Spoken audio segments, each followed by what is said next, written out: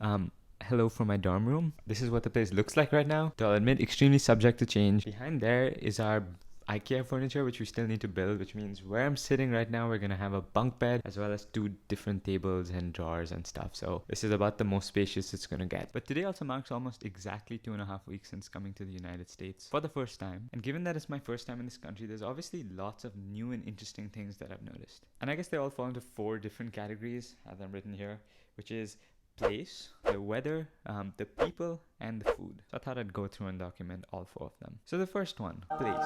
One of the most jarring differences from Singapore is how horizontal this place is versus how vertical Singapore is. All the buildings here are extremely low and it takes forever to get anywhere, which really changes a lot. Like navigation is oddly hard because I realize now that I used to anchor onto large buildings or something to figure out where to go, but over here you can't really do that. And obviously then there's a sense of space. If you want to go to a grocery store, I could have walked in Singapore, and over here it takes way too long. And I guess Singapore has a really world-class public transport system, and unfortunately the same cannot be said for Berkeley. I mean, don't get me wrong, it's actually better than I thought it'd be based on how aggressively people hate on it on Twitter. But public transport here is definitely more expensive, takes longer to arrive, and I just think it's more confusing. Brief intermission. This is the story of how I almost got lost on BART.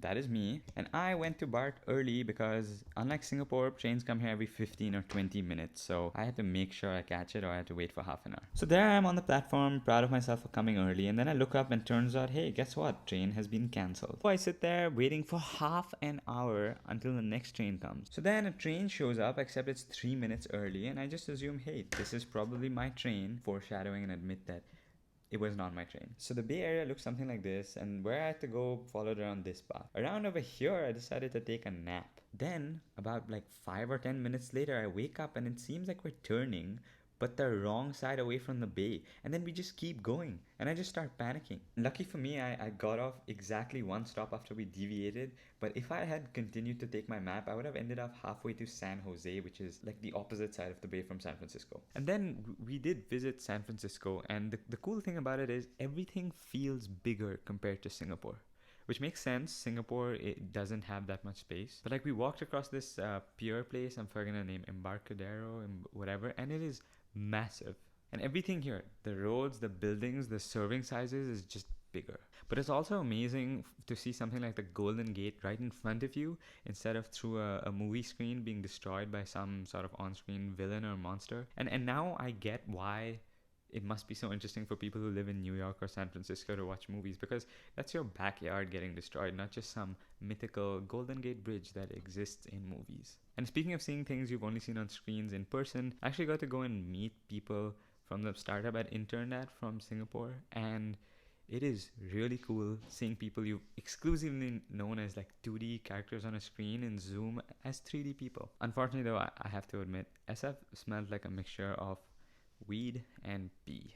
But whatever issues there are with interesting smells are, I think, made up with the weather. The weather here is amazing. Like the sky is so blue and it's not hot and humid all the time. And now I get how people can exercise for so long. Like I played tennis for 2 hours and barely broke a sweat, when in Singapore 20 minutes later I'd be drenched.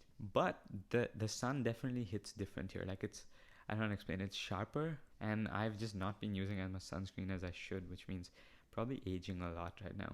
Next is food. The food is pretty good here.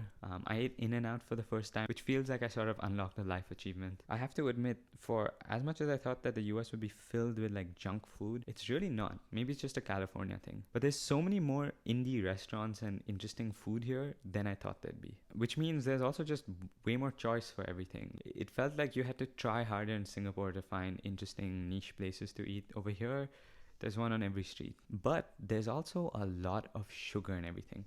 Like the other day I had a coffee which felt more like sugar water with coffee flavoring added as opposed to coffee with sugar added. And honestly, I am terrified that if I keep up the way I'm eating, I'm freshman 15 is gonna happen. But on the other hand, people here are really cool. Like I kind of understand the meaning of customer service now. So many people in service jobs seem to be so young and so friendly, and that's just not something I've seen in too many places I've lived in so far. Now, I haven't had the chance to meet too many students yet, so I don't know, but I'm assuming there's going to be a whole range.